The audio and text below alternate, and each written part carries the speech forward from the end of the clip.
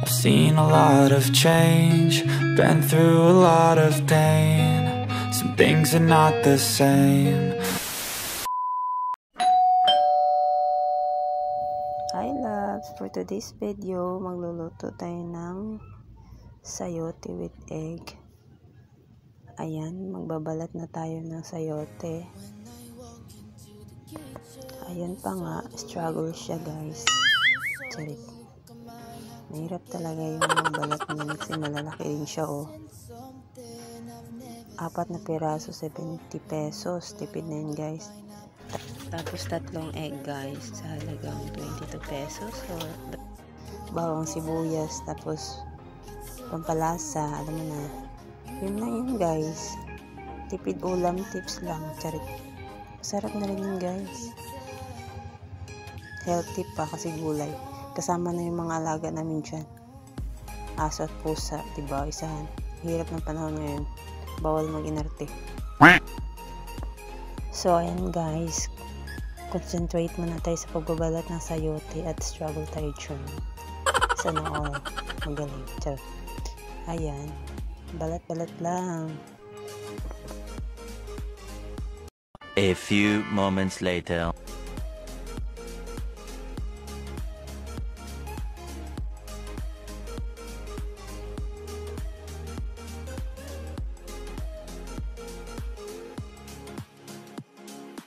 A few minutes later. Ayan na guys, naghiwa-hiwa na tayo ngayon ng bawang. Sa wakas, diba, bawang na hiniwa natin. Charit. Ayan.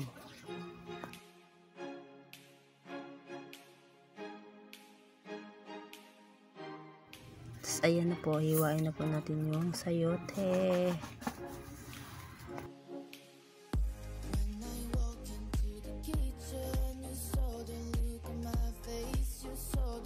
Tapos gawin po natin siyang pino-pino kasi para siyang tortang sayote, ganon. Ayan, kailangan maging masipag mag pino-pino niyan guys. Depende sa kung gaano ka pino, kung gaano ka sipag. Charit.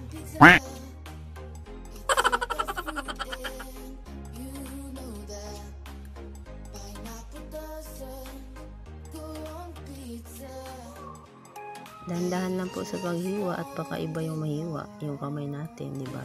Dahan-dahan si Inday sa paghiwa. Kailangan niya pang pinapinahin yan. Masipag yan maghiwa-hiwa. Sarap. Tas ayan, masipag po siyang magpino-pino. Kailangan niya pang pinuhin yung sobrang pinong-pino po. Kasi parang torta siya. Torta nga. Tortang sayote. Yan, kailangan niya pang pinuhin. Yung pwede nang lunukin agad ng kumakain guys. Sarap.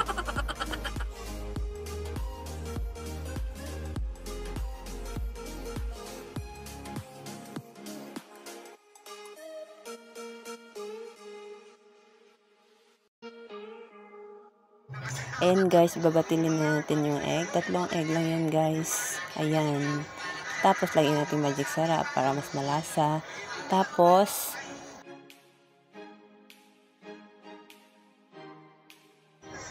asin, depende sa inyo kung paano yung panlasa nyo guys.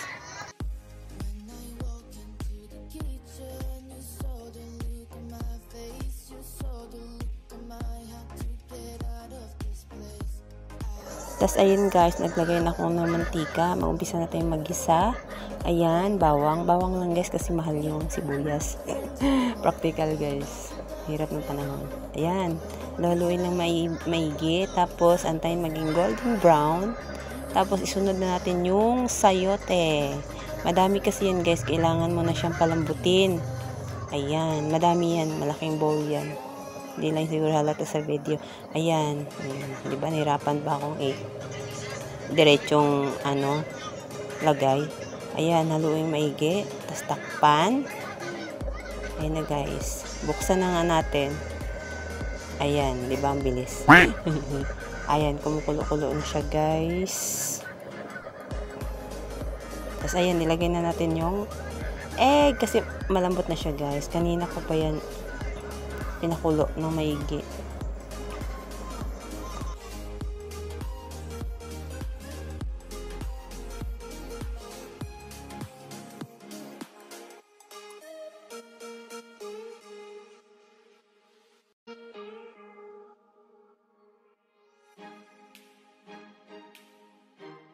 Ayan guys, nilagyan ko siya ulit ng asin kasi sobrang tabang. Ang dami kasi.